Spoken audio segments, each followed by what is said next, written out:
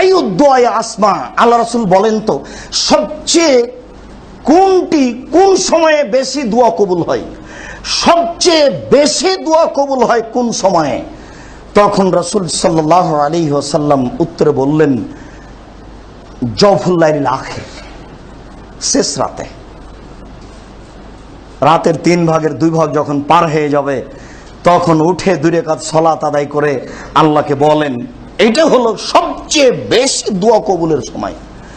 আর এমনিতে রাসূল সাল্লাল্লাহু আলাইহি ওয়াসাল্লাম বলেছেন মানিস্তাররা লাইলান, যখন কোনো মানুষ শেষ রাতে উঠে ও ইয়াসালুল্লাহ শাইআন, আর ও আল্লাহর কাছে কিছু চায়, ইল্লা আতাহু ইয়াহু, আল্লাহ তাকে দিয়েই দেন। যখন সে কিছু চায় শেষ রাতে উঠে, তখন যে বিষয়ে চায় সেটা আল্লাহ তাকে দিয়েই দেন। এই জন্য দোয়া কবুলের সবচেয়ে উত্তম সময় হচ্ছে, দোয়া চাওয়ার সবচেয়ে উত্তম সময় হচ্ছে শেষ রাত। তারপরে তিনি বললেন ও দুবুরাস সালাতিল মাকতুবা, ফরজ সালাত সময়ের পরে। এই জন্য তো হুজুর বলেছেন, এই যে হাদিস আছে ফরজ সালাতের পরে দোয়া কবুল হয়।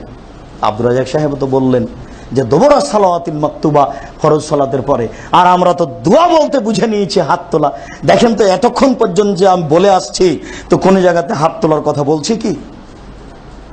হাত তোলার বিষয়টা আছে, আমরা সময় ইনশাআল্লাহ তার বিস্তারিত বিবরণ দেব। বহু জায়গাতে হাত তোলার হাদিস আছে, 42টা আমাদের অবগতিতে সহিহ আছে হাত তুলে দোয়া করার, 42টে। তার 16টা স্থান উল্লেখ করা আছে আইনে রাসূল সাল্লাল্লাহু আলাইহি ওয়াসাল্লাম দোয়া অধ্যায় বইয়ে। পড়েন কি না? যদি না পড়েন তাহলে তো আমাদের পরিশ্রম সার্থক হবে না, পড়তেই হবে।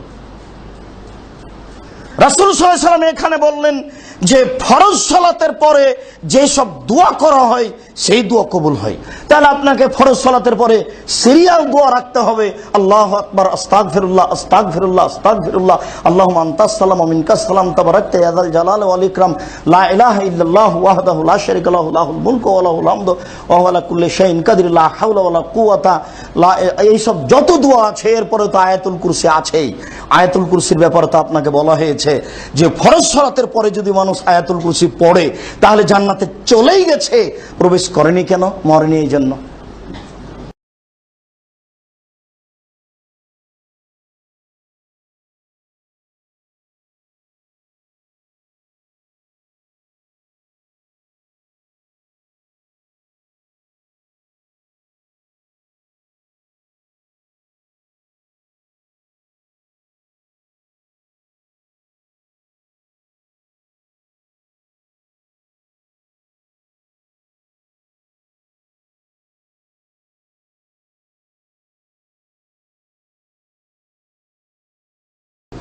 মরলেই যাবে, তাহলে আপনি এই সুযোগটা দিন রাত ছেড়ে দিবেন কেন? আপনার অলসতাটা কোথায়? যখন শরীরে অলসতা আসবে তখন আপনি টিকতে পারবেন না। আব্দুল্লাহ ইবনে আব্বাস রাদিয়াল্লাহু তাআলা আনহু বলেন, রাসূল সাল্লাল্লাহু আলাইহি ওয়াসাল্লাম বলেছেন, নেয়ামাতান, আল্লাহর পক্ষ থেকে 2টি অনুগ্রহ রয়েছে, মাকবুলান কাসীরুম মিনান নাস, বহু মানুষই তাকে ভুল বুঝেছে। আল্লাহর পক্ষ থেকে মানুষের উপরে 2টি দয়া আছে, মানুষ দয়া 2টিকে ভুল বুঝেছে। আল্লাহর পক্ষ থেকে মানুষের উপরে 2টি দয়া রয়েছে, দয়া 2টিকে মানুষ ভুল বুঝেছে। তার একটি দয়া হচ্ছে সাহাত, শরীরের সুস্থতা। শরীরের সুস্থতা কত বড় দয়া, যে চলতে পারে না তাকে জিজ্ঞাসা করলে বোঝা যাবে। যে হাত পা নড়াতে পারে না তাকে জিজ্ঞাসা করলে বোঝা যাবে। ওকে এখন দোয়া করতে বলেন তো দিন রাত। তাহলে শরীরের সুস্থতা আল্লাহর কত বড় দয়া। আমি আল্লাহ দিয়েছিলাম যে তুমি এখন একটু জিকির আজকার করো, তাতে তো তুমি দোকানে আড্ডা পিটে টিভি দেখে কাটিয়েছো, এখন বেকায়দায় পড়ে আমাকে কি বলতে চাচ্ছ? সাহাত অল ফারাক, অবসর। সকাল 10টায় দোকান খুলেছো, ব্যবসাখানা রাত 10টায় বন্ধ করেছো। তো এই যে রাত 10টা থেকে নিয়ে আবার সকাল 10টা পর্যন্ত তুমি অবসর থাকলে, তাহলে কি তুমি সব সময় অশ্লীল কথা নিয়ে বা স্ত্রী নিয়ে আর টিভি নিয়ে বসে থাকবে? এই কি এর ফাঁকে কি তুমি আমার জন্য একটু সময় বের করবে না? মনে রেখো, আমার জন্য একটু সময় বের যদি না করো তাহলে আমলাও ইয়াদাকা জ্ঞানান, আমি আমলাও ইয়াদাকা সগলান, তোমার হাতকে আমি ব্যস্ততা দিয়ে পূর্ণ করে দেব। ওলামা শুদ্ধ ফাঁক রাখ, তোমার দারিদ্রতা বন্ধ করবো না। কোটি টাকা হলেও তুমি ভিক্ষু, আমি এটা করবই। যদি এমনটা না করো, আমার জন্য যদি একটু একটু সময় বের করো, তাহলে আমি দুইটা কাজ করব। আমরা ইয়াদাকা গেলাম, তোমার হাতকে আমি টাকা দিয়ে পূর্ণ করে দেবো। 10 টাকাতে তুমি মনে করবে আমি 10 কোটি টাকার মালিক, এটা আমি তোমার মনে করে দিব। অশুদ্ধ ফাকরাক, তোমার দারিদ্রতা বন্ধ করে দেব। তুমি তখন 10 টাকাকে 10 কোটি টাকা ভাববে, তখন তোমার চিন্তা থাকবে না। দেনদার তখন তুমি বলতে পারবে সুবহানাল্লাহ, আলহামদুলিল্লাহ, আমাকে ফাঁকি দিও না। আমাকে ফাঁকি দিলে আমি বুঝতে পারি আমি ফাঁকি, তোমাকে যথাযথ উত্তর দিয়ে ছাড়বো। আবু হুরায়রা রাদিয়াল্লাহু তাআলা আনহু বলেন, রাসূল সাল্লাল্লাহু আলাইহি ওয়াসাল্লাম বলেছেন, আলা, সাবধান থাকো, ইনি নহিত আরাকলাল কোরআন আর রাকেন ও সাজেদান, আমাকে রুকু এবং সিজদায় কোরআন মাজিদ পড়তে নিষেধ করা হয়েছে। সাবধান থাকো তোমরা, আমাকে রুকু এবং সিজদায় কোরআন মাজিদ পড়তে নিষেধ করা হয়েছে। ফামার রুকু ও ফাযমু ফিহা রাব্বা, তোমরা রুকুতে আল্লাহর বড়ত্ব বর্ণনা করো। রুকুতে বলো যে আল্লাহ বড়। কি বলবেন তাহলে? সুবহান রাব্বিয়াল আযীম। ওই আল্লাহর পবিত্রতা বর্ণনা করছি যে আল্লাহ মহান বড়। তাহলে কি বলবেন? তাহলে বলেন সুবহানাকা আল্লাহুম্মা রাব্বানা ওয়া বিহামদিকা আল্লাহুম্মা গফিরলি, হে আল্লাহ, তোমার পবিত্রতা সহকারে, তোমার প্রশংসা সহকারে তোমার পবিত্রতা বর্ণনা করি, তুমি আমাকে মাফ করো। সুবহানাদিল জাবরুতি ওয়াল মালাকুতি ওয়াল কিবরি ওয়াল আজমাত, তোমার পবিত্রতা বর্ণনা করি, তুমি অহংকারী, তুমি বড়, তুমি সর্বশক্তিমান। এইগুলো রুকুতে বলো। ওয়াম্মা সুজুদ ফাকসিরু ওয়াম্মা সুজুদ ফাজতাহিদু ফাকামিনু মা ইস্তাজাবা লাকুম, থাকলো সিজদা, সেখানে বেশি বেশি দোয়া করো, শোভনীয় যে এখানে দোয়া কবুল হবে। থাকলো সিজদা, তো সিজদায় বেশি বেশি দোয়া করো, শোভনীয় যে এখানে দোয়া কবুল হবে। আবু হুরায়রা রাদিয়াল্লাহু তাআলা আনহু বলেন, রাসূল সাল্লাল্লাহু আলাইহি সাল্লাম বলেছেন, আকরাবুন নাস মা ইয়াকুনুন নাসু মিনাল্লাহি ওয়া হুয়া সাজিদ, আল্লাহর নিকটে হয় মানুষ সবচেয়ে বেশি যখন মানুষ সিজদা করে। মানুষ যখন সিজদা করে তখন সবচেয়ে আল্লাহর নিকটে হয়ে যায়। একবার তো বিবরণে বলছিলাম যে আল্লাহ আপনার আছে এই ঘাড়ের রগের চেয়ে নিকটে, আর আল্লাহ এখানে বলছেন যে মানুষ যখন সিজদা করে তখন আল্লাহ সবচেয়ে মানুষের নিকটে হয়ে যায়। এই কথা বলে আপনি কি বুঝতে চাচ্ছেন এগুলি? তার মানে এই সময়ে দোয়া সবচেয়ে বেশি কবুল হয়। এই জন্য তো হাজারো মানুষ পৃথিবীতে যারা এখরুন আলিল আযকান, যখনই আল্লাহকে ভয় করে তখনই তারা মাটিতে লুটিয়ে পড়ে, কান্নাকাটি করে, এবং তাদের কান্নাকাটির শব্দ তাদের ভীতিকে ভিতরে আরো বেশি সঞ্চার করে দেয়। যেটা আপনার মাঝে মধ্যে ঘটে কিনা, জীবনে একদিন ঘটেছে কিনা, আপনি আল্লাহর ভয়ে কেঁদে মাটিতে লুটিয়ে পড়েছেন, এটা কখন, কই, কবে ঘটেছে? সময় তো শেষ হয়ে গেল, দেখতে দেখতে বাপ দাদা মা খালা ফুফু তো চলে গেছে, আমি প্রতীক্ষমান রয়েছি। সময়ের তো খবর বলা যায় না। রাসূল সাল্লাল্লাহু আলাইহি ওয়াসাল্লাম বলছেন সিজদাই সবচেয়ে আল্লাহর নিকটে বেশি হয়, অতএব ফাকসিরু দুআ, বেশি বেশি দোয়া করো, যত দোয়া করার প্রয়োজন রয়েছে সব করে নাও। রাসূল সাল্লাল্লাহু আলাইহি সাল্লাম বললেন, মানুষ সালাতের মধ্যে আল্লাহর প্রশংসা করার পরে তাকে ফায়াদুলাহু, সে যে দোয়া করবে, মা ইউখাইয়িরু লাহু, তার জন্য যেটা পছন্দ। সম্মানিত মসজিদের মুসল্লি, আমরা দোয়ার ব্যাপারে বিস্তারিত বিবরণ দিব আরো ইনশাআল্লাহ। এই পর্যন্ত যা বলতে চাচ্ছি তাতে হলো এই যে মানুষ এইসব জায়গাগুলিতে দোয়া করলে আল্লাহ তাআলা বেশি দোয়া কবুল করবেন। বিশেষভাবে আপনার সিজদার সময়তে মানুষ আল্লাহর সবচেয়ে বেশি নিকটে হয়।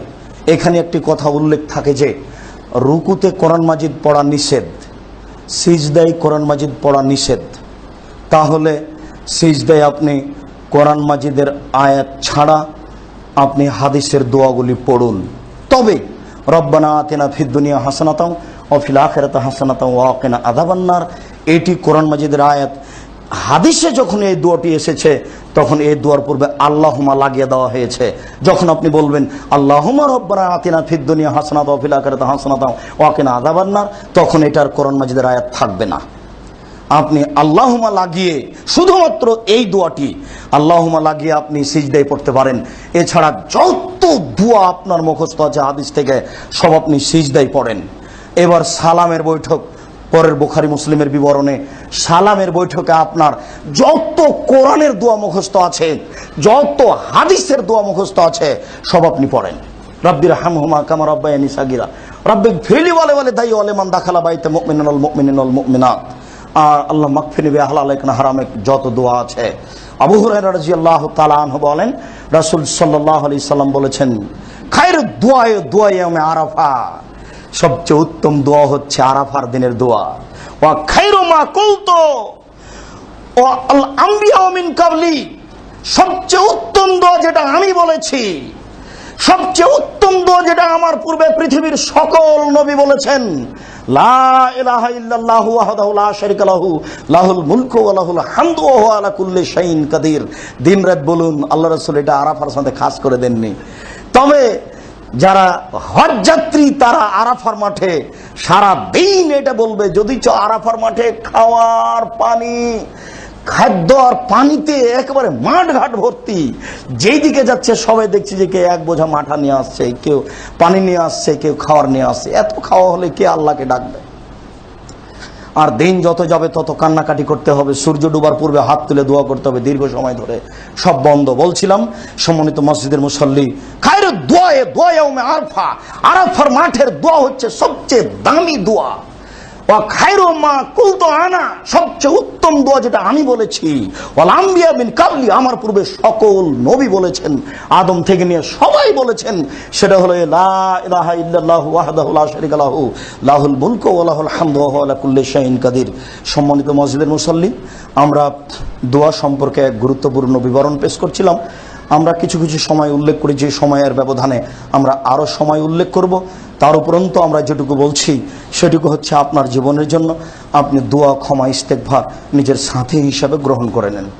বিচারের মাঠে সবচেয়ে মানুষ নিজেকে সফল মনে করবে ওই যে বেশি বেশি আল্লাহর দরবারে ক্ষমা চেয়েছে, আস্তাগফিরুল্লাহ অতুবু ইলাইহি বলেছে।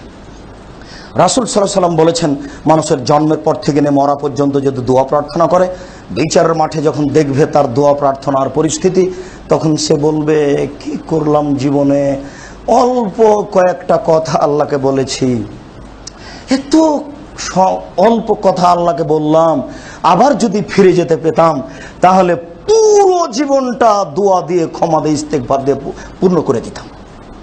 অথচ রাসূল সাল্লাল্লাহু আলাইহি ওয়াসাল্লাম বলছেন, ও জন্মের পর থেকে মরা পর্যন্ত, যেদিন থেকে কথা বলতে শিখেছে সেদিন থেকে মরা পর্যন্ত বলতেই থেকেছে। এরপরেও বিচার মাঠের পরিস্থিতি এত জটিল যে তারটুকুকে একেবারেই সংক্ষিপ্ত, একেবারেই ছোট, অল্প কম দেখছে। বলেন তাহলে আপনার আর আমার কি হবে?